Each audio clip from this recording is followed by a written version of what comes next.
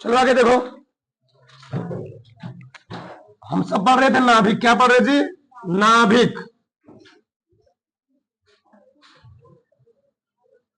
नाभिक आगे ना लो, लिख लो इसको भी। रदरफोर्ड के परमाणु मॉडल की कमियां। रदरफोर्ड के परमाणु मॉडल, रदरफोर्ड के परमाणु मॉडल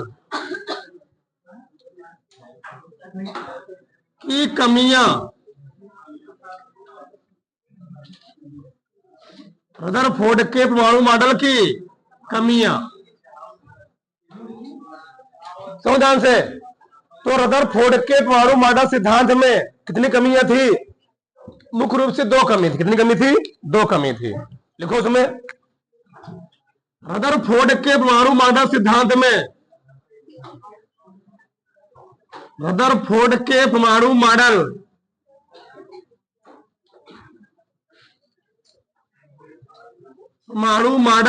सिद्धांत में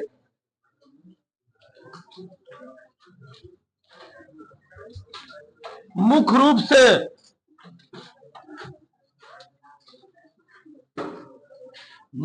रूप से दो कमियां थी। दो कमियां थी।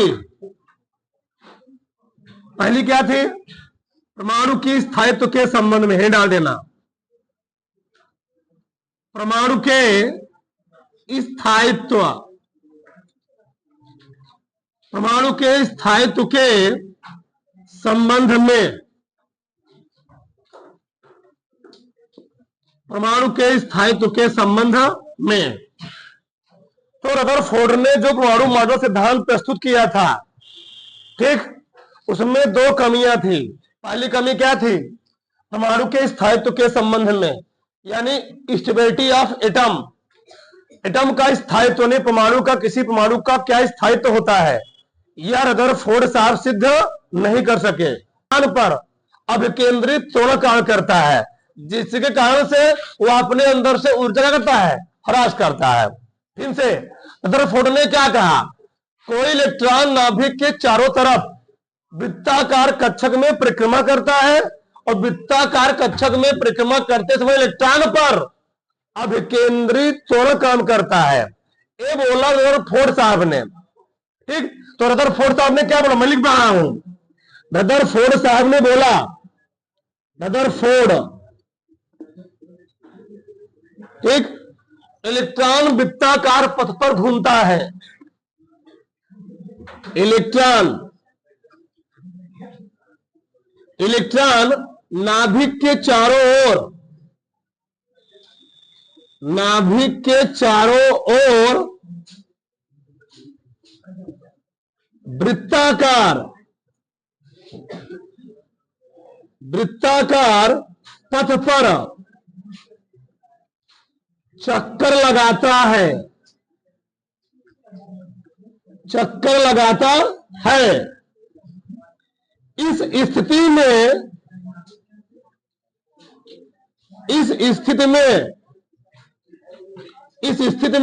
इलेक्ट्रॉन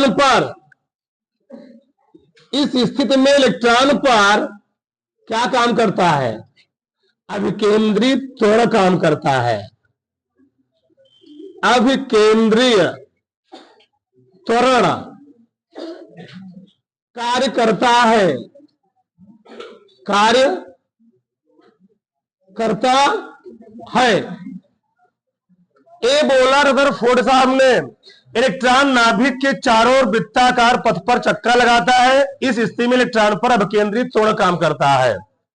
जब मैक्सवेल ने बहुत डीपली से, बहुत गहराई से अध्ययन किया,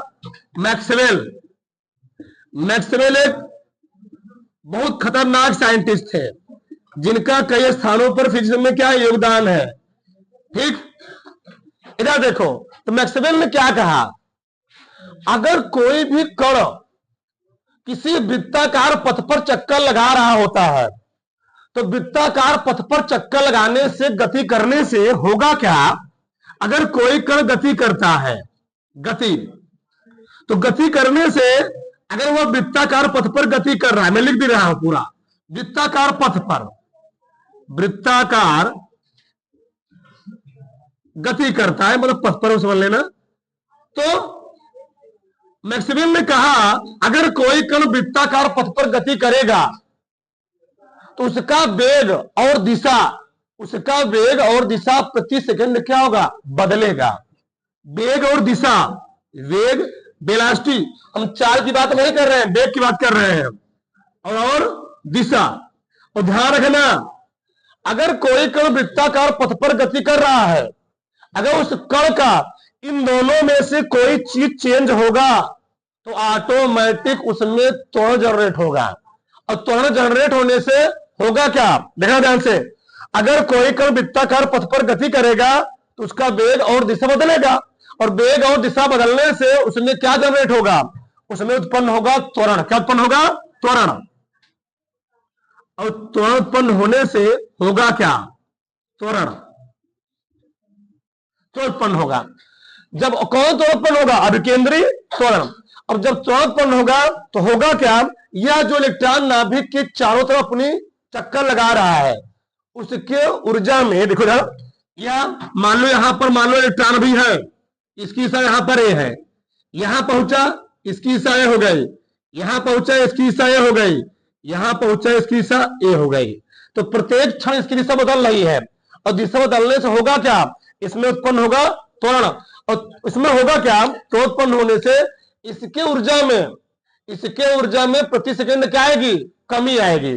ऊर्जा में प्रति सेकंड क्या आएगी जी, अरे भैया कोई चीज लगातार गति करेगा तो लगातार गति करने से होता क्या है, यह विकिरण ऊर्जा उत्पन्न करे। क्या उत्पन्न करेगा, विकिरण ऊर्जा। हम कह सकते हैं मेन रूप से ऊर्जा उत्पन्न करेगा। एक कौन बोल रहा है, मैक्सवेल साहब। अगर वह त्वरण करेगा उसमें त्वरण उत्पन्न होगा कण में, तो वह विकिरण ऊर्जा उत्पन्न करेगा, और कार्य करने की क्षमता हम लोग कहते क्या है, ऊर्जा। अरे भैया जितना तुम खाना खाओगे उतने तो कार्य कर पाओगे। इन्हें हम लोग एक दिन खाना खा लिए, एक साल तक जीरो पर्यंत का हम कार्य कर रहे हैं, एक लिमिट होता है। अगर वह कण में त्वरण उत्पन्न हो रहा है तो उसमें क्या करेगा, वह अपने अंदर से ऊर्जा रिलीज करेगा। और जब वह ऊर्जा रिलीज करेगा, कोई इलेक्ट्रॉन वृत्ताकार पथ पर गति कर रहा है और अपने अंदर से ऊर्जा में हरासमेंट ला रहा है, ऊर्जा में कमी आएगी। अगर ऊर्जा में कमी आएगी तो क्या है, जो इलेक्ट्रॉन नाभिक की चारों तरफ चक्कर लगा रहा है, ये चक्कर लगाएगा नहीं। तो मैक्सवेल ने बोला नहीं, इलेक्ट्रॉन नाभिक के चारों तरफ चक्कर तो लगा रहा है, लेकिन आपके कंडीशन से होगा क्या, इलेक्ट्रॉन नाभिक के चारों तरफ चक्कर लगाते समय उस इलेक्ट्रॉन से प्रत्येक क्षण विकिरण ऊर्जा रिलीज होगी, एक एनर्जी रिलीज होगी, उससे उसके ऊर्जा में क्या की कमी आएगी। और ऊर्जा कमी आते आते आते आते वह इलेक्ट्रॉन सर्पिलाकार पथ पर घूमते हुए, सर्पिलाकार बोले, क्या बोले, पूछा गया भी, सर्पिलाकार पथ पर घूमते हुए वह आकर के कहां पर, नाभिक से टकराया जाएगा, नाभिक से टकराया जाएगा, नाभिक में गिर जाएगा। मतलब ये जो इलेक्ट्रॉन घूमते हुए चारा आ रहा था, वह ऐसे सर्पिलाकार पथ पर घूमते घूमते घूमते घूमते घूमते घूमते क्या हो जाएगा, नाभिक से क्या हो गया, टकरा गया। इस परमाणु क्या हो गया, अस्तित्व ही खत्म हो गया। क्या ऐसा संभव है, हमने क्या बताया भी था, ये मार्कर है। आज हम परमाणु का स्थायित्व समाप्त होने मतलब क्या है, स्टेबिलिटी ऑफ एटम को वो सिद्ध नहीं कर सके। फोर्ड साहब, स्टेबिलिटी ऑफ एटम, परमाणु का स्थायित्व, परमाणु का स्थायित्व मतलब क्या है। अगर हमारे पास मार्कर है, अगर मैं आज इस मार्कर को देख रहा हूं तो कल भी मार्कर ऐसा बना रहे, हम कहेंगे इस मार्कर का स्टेबिलिटी है, यह मार्कर स्थायी में है, अस्थायी अवस्था में है। लेकिन आज मैं इस मार्कर देख रहा हूं, कल मैं आंख देखा, यह था पहले स्टार्टिंग में 8 सेंटीमीटर, कल हो गया 6 सेंटीमीटर, अगले दिन 4 सेंटीमीटर, अगले दिन 2 सेंटीमीटर, और कुछ टाइम के बाद मैंने देखा यह मार्कर पूर्ण रूप से क्या हो चुका है, इससे इलेक्ट्रॉन निकलते निकलते निकलते निकलते पूरा इस मार्कर क्या हो गया, सड़ा हो गया, यानी इसकी स्टेबिलिटी क्या हो गई, खत्म हो गई। क्या ऐसा संभव है, ये मार्कर कभी नष्ट होगा, नहीं नष्ट होगा। तो ऐसा संभव नहीं है, इस चीज समझो, बहुत अंदर की बात बता रहे हैं, ठीक। यानी किसी परमाणु का कोई परमाणु हमेशा क्या होता है, स्थायित्व होता है। यहां पर रदरफोर्ड साहब परमाणु के स्थायित्व की व्याख्या नहीं कर सके। ठीक, तो मैक्सवेल ने क्या कहा, अगर इलेक्ट्रॉन नाभिक के चारों तरफ चक्कर लगाएगा, अगर गति करेगा, तो उसमें क्या उत्पन्न होगा, त्वरण, और त्वरण उत्पन्न होने से क्या होगा, वह अपने अंदर क्या निकालेगा, विकिरण ऊर्जा। और विकिरण ऊर्जा में जब कमी आएगी, कमी आते आते आते आते ये इलेक्ट्रॉन क्या हो जाएगा, घूमते हुए सर्पिलाकार पथ पर घूमते हुए कहां गिर जाएगा, नाभिक में, और परमाणु का स्थायित्व क्या हो जाएगा, समाप्त हो जाएगा। ये पहला पॉइंट बोले, पहला पॉइंट लिखो उसमें, तब लिखो उसमें, लिखो फटाक से पहले पॉइंट में, नाभिक के चारों घूमते इलेक्ट्रॉन में सब लिखा गया है। नाभिक के चारों ओर, नाभिक के चारों ओर, नाभिक के चारों ओर घूमते इलेक्ट्रॉन में, घूमते इलेक्ट्रॉन में,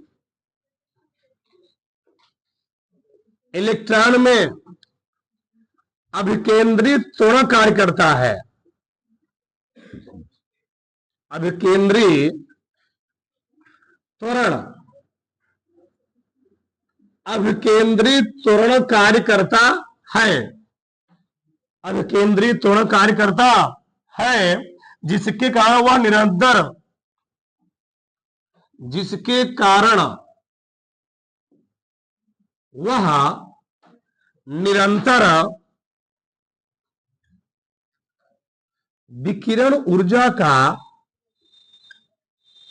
विकिरण ऊर्जा का उत्सर्जन, जिसके कारण वह निरंतर विकिरण ऊर्जा का उत्सर्जन करता है। अब मैक्सवेल ने क्या बोला, लिखो, इसी में लिखना है। मैक्सवेल के अनुसार, मैक्सवेल के अनुसार यदि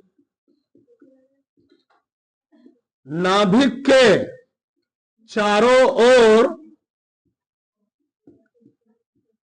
चक्कर, यदि नाभिक के चारों ओर चक्कर लगाते समय इलेक्ट्रॉन से, इलेक्ट्रॉन से विकिरण ऊर्जा, विकिरण ऊर्जा उत्सर्जित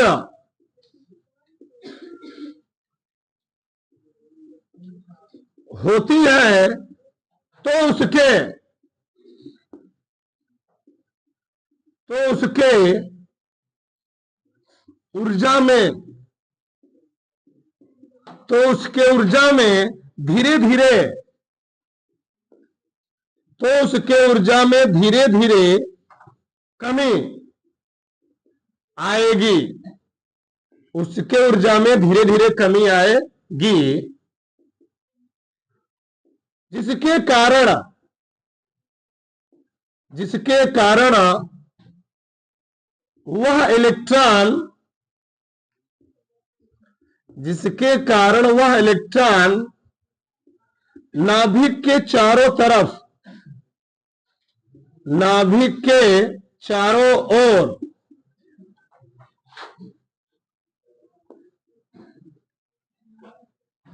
जिसके कारण, जिसके कारण,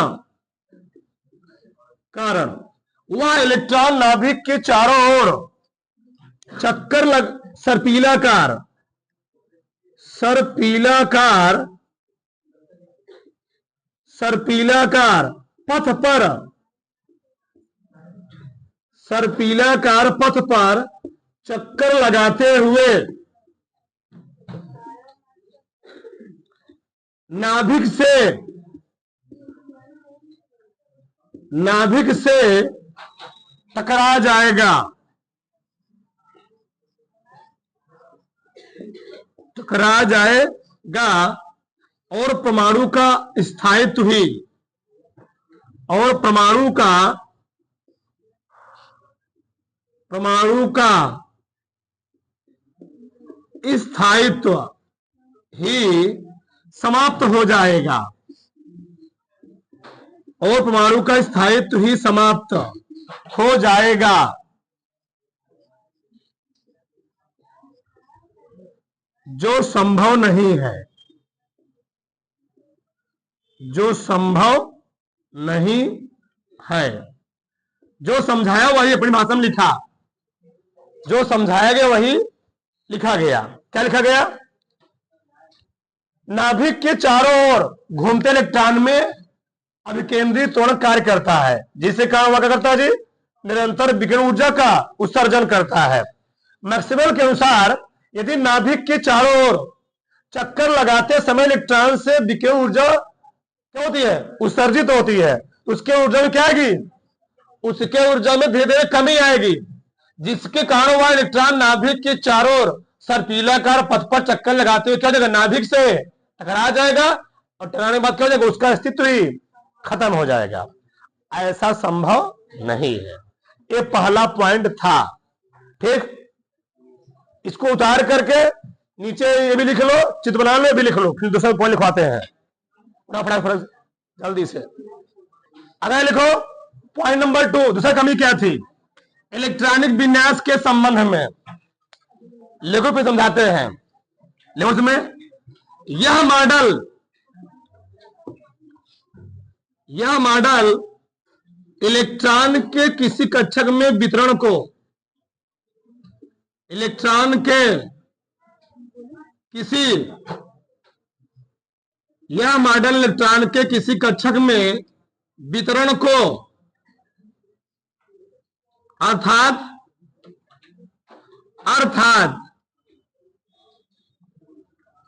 उसके इलेक्ट्रॉनिक विन्यास को, उसके इलेक्ट्रॉनिक विन्यास को, उसके इलेक्ट्रॉनिक विन्यास को स्पष्ट नहीं कर सका, स्पष्ट नहीं यह मॉडल। ठीक ना? कैसे? क्योंकि रदरफोर्ड ने बताया कि रदरफोर्ड ने बताया कि इलेक्ट्रॉन नाभिक के चारों ओर, इलेक्ट्रॉन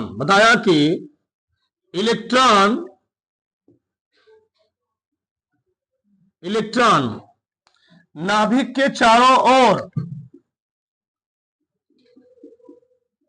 नाभिक के चारों ओर वृत्ताकार कक्षक में परिक्रमा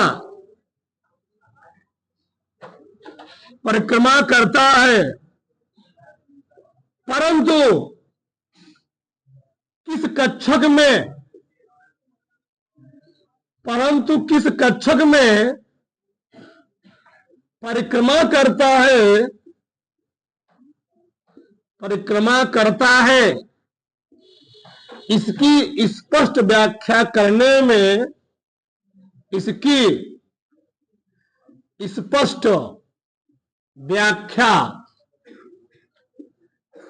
में, असमर्थ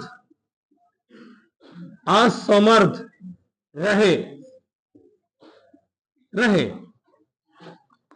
बातें समझ में आ रही, नहीं समझ में आ रही है?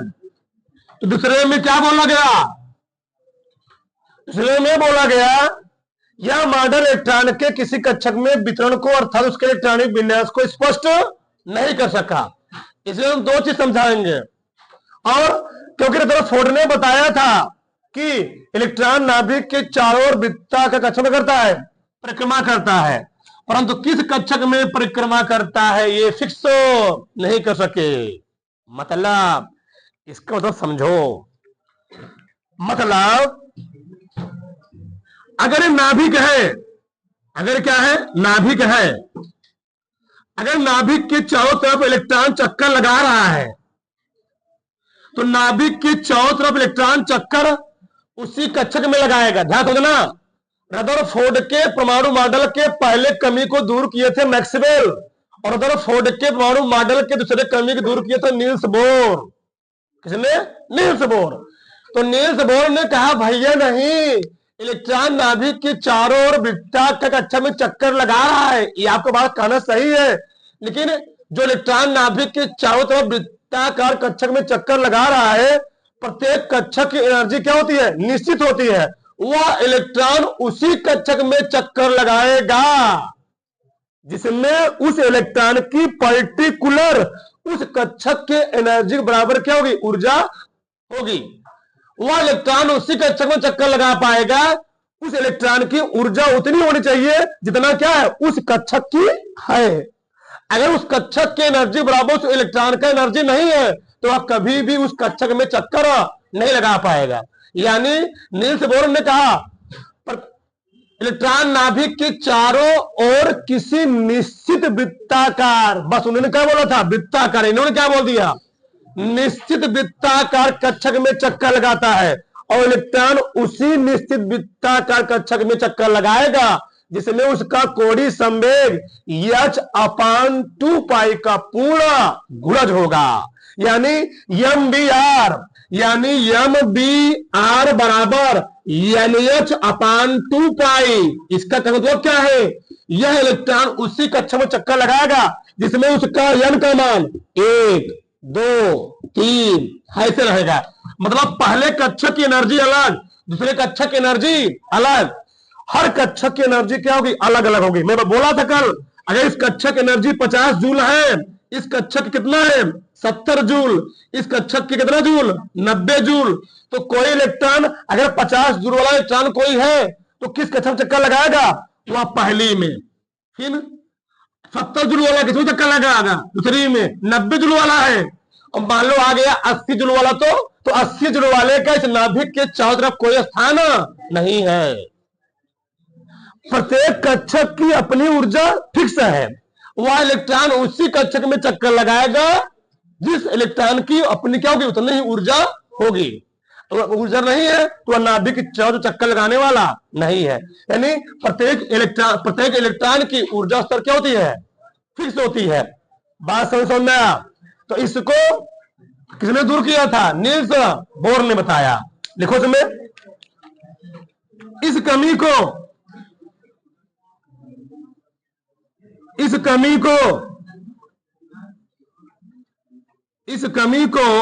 नील्स बोर ने दूर किया। उन्होंने बताया इलेक्ट्रॉन नाभिक के चारों तरफ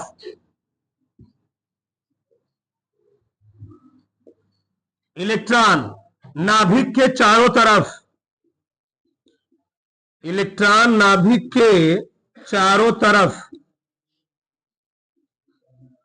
एक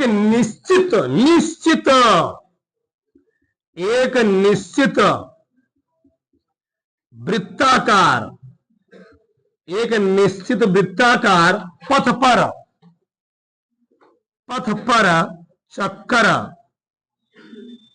चक्कर लगाता है, और प्रत्येक कक्षक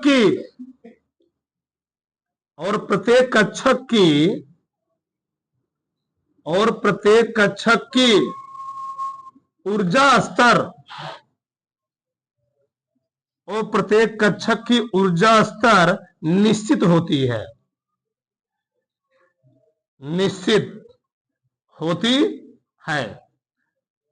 तो वह जिस ऊर्जा स्तर के बराबर होगा उसी में करेगा, कक्षक में चक्कर लगाएगा। उसकी ऊर्जा स्तर बराबर उसकी एनर्जी नहीं है तो वहां से क्या हो जाएगा? भाग जाएगा। बात समझ में आई? किसी कोई दिक्कत नहीं। इसी में बहुत सारे लोग ये भी बोल देते हैं, ये जो था दूसरा वाला स्पेक्ट्रम के संबंध में, यानी रदरफोर्ड ने कहा था जो इलेक्ट्रॉन होता है वह असतत करता है, वह असतत गति करता है। नाभिक के चारों तरफ इलेक्ट्रॉन क्या करता है जी? असतत गति करता है। लेकिन इसमें बोला कि इलेक्ट्रॉन नाभिक के चारों तरफ असतत नहीं, बल्कि सतत गति करता है। इन्हें आज रुक गया, आज खाना पीना खाया है, थोड़ा काम कर लिया, कल क्या किया, सोचता लिया, थोड़ा आराम कर लिया, बस में ना, अगले दिन फिर खाना पीना खाया, फिर क्या हो गया, एक्टिवेट हो गया, फिर काम करने लगा। तो ऐसा नहीं है, इलेक्ट्रॉन नाभिक के चारों क्या करेगा, अनोरा चक्कर लगाता रहता है। उतार लो इस चित्र को, डायग्राम बनाओ। अगर लिखो नाभिकीय बल, बोलो मत, नाभिकीय बल, नाभिकीय बल, न्यूक्लियस फोर्स,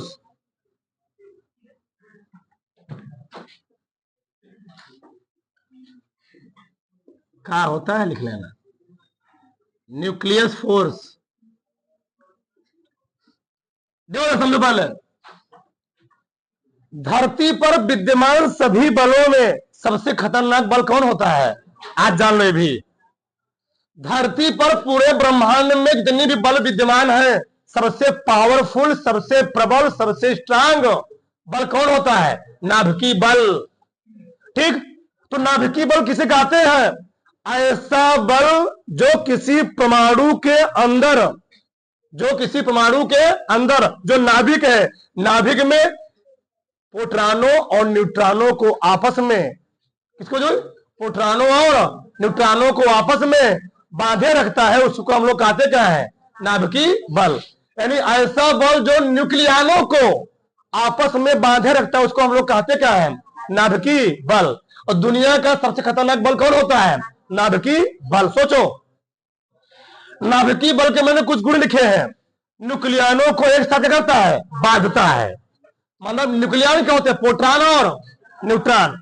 यह लघु परासी होता है। सोचो, नाभिकीय बल की जो परिसर सीमा होती है, जो क्षेत्र होता है, मान लो प्रधान जी का क्षेत्र कहां तक होता है, एक गांव तक, ठीक, ब्लॉक प्रमुख का ब्लॉक तक, जिला पंचायत सदस्य का जिला तक, ठीक। तो उसी प्रकार से जो नाभिक है, नाभिक का जो एरिया होता है बहुत कम होता है, 10⁻⁻15 मीटर, बहुत कम, बहुत कम एरिया में नाभिकीय बल काम करेगा। अगर एरिया तुम बढ़ा दोगे ना, तो नाभिकीय बल का स्थिति क्या हो जाएगा, खत्म हो जाएगा। और साथ साथ यह प्रबलतम मूल कण है। सोचो, यह लघु परासी बल है। क्या जी, लघु परासी बल। तुम ध्यान समझो इधर, लघु परासी बल होने का मतलब जब प्रोटॉन और न्यूट्रॉन आपस में पास पास रहेंगे, बधे रहेंगे, आपस में बहुत कम दूरी पर रहेंगे, तो उनके बीच जो बल लग रहा होगा ना, दुनिया का सबसे खतरनाक बल लग रहा होगा। जब उनके प्रोटॉन और न्यूट्रॉन के बीच दूरी क्या होगी, बहुत ही कम होगी, तो इनके बीच जो बल लग रहा होगा वह दुनिया का सबसे खतरनाक बल लग रहा होगा। इसीलिए इन बलों को तोड़ने के लिए हम लोग नाभिकीय विखंडन की क्रिया अपनाते हैं, जिस कारण से प्रोटॉन और न्यूट्रॉन क्या हो जाए, अलग हो जाए। और प्रोटॉन न्यूट्रॉन जो अलग होते हैं उसी को हम लोग कहते हैं नाभिकीय विखंडन। क्यों, एक तो बहुत कम एरिया है, बहुत कम एरिया में उनको बहुत कम, 10⁻⁻15 मीटर, इतने कम एरिया में से उस नाभिक से न्यूट्रॉन को अलग करना क्या होता है, बहुत ही खतरनाक, हमको क्या चाहिए होता है, ऊर्जा चाहिए होता है। वह अलग हो गया तो जितना उसको अलग करने में तुमने ऊर्जा दिया था, उससे कई लाख गुना क्या करेगा, ऊर्जा क्या करेगा, उत्पन्न करेगा। और जहां पर उसको गिराया जाएगा ना, परमाणु को, एटम को, पूरा माया क्या करेगा, तबाही मचा देगा। यही होता है। अब बात समझ में आया ना, यह प्रबलतम मूल कण है।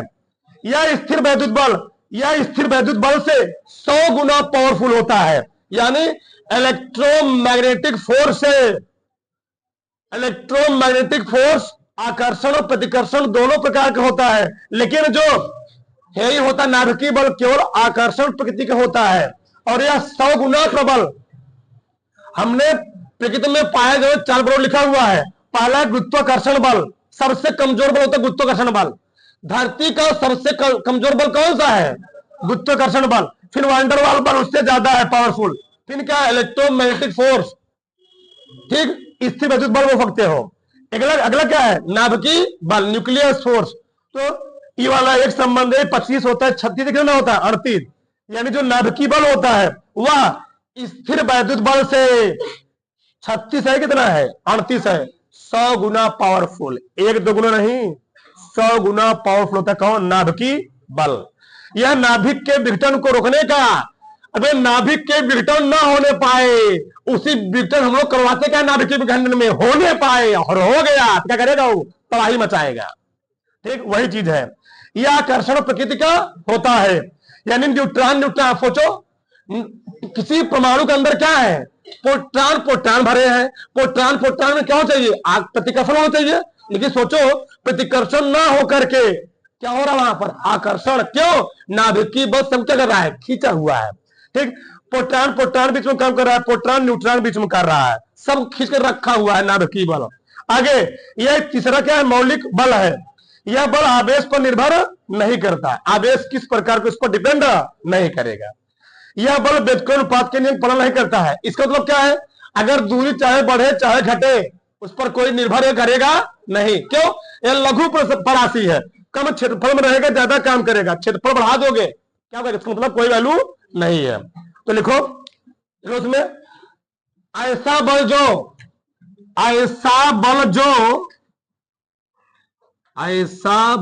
जो नाभिक के अंदर प्रोटॉनों व न्यूट्रॉनों को परस्पर बांधे रखता है, नाभिकीय बल कहलाता है। नाभिकीय बल कहलाता है। अथवा एक लिख पढ़ा था, ऐसा बल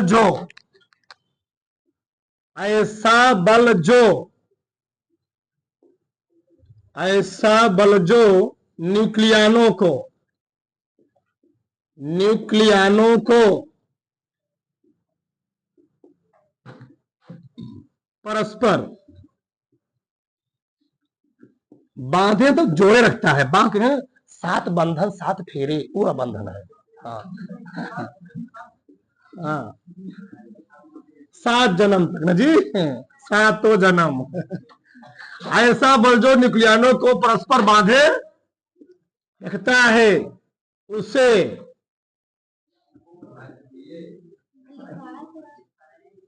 नाभिकीय बल क्या हो गया कहते। अंतर नहीं कहा कुछ तुमको दिखे नहीं। ठीक, नाभिकीय बल के गुण लिखा गया वहां पर, सब उतार लो भाई। नाभिकीय बल के गुण, ठीक, जो 7 और 5 लिखेंगे सब उतार लो, पूरा काम देगा। ठीक है।